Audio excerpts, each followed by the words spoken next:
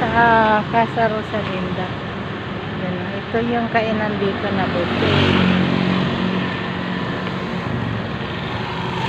Bili kami ng yelo saka ng palod.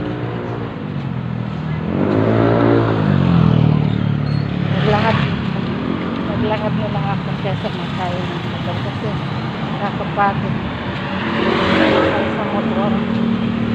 Lakad na lang.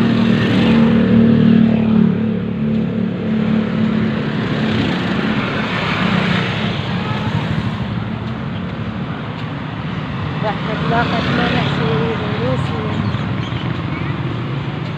Ayan siya. Naglalakad ko. Dilim.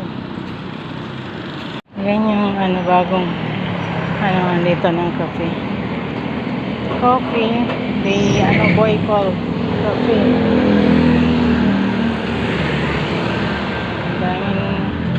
Ang daming dyan pumupunta.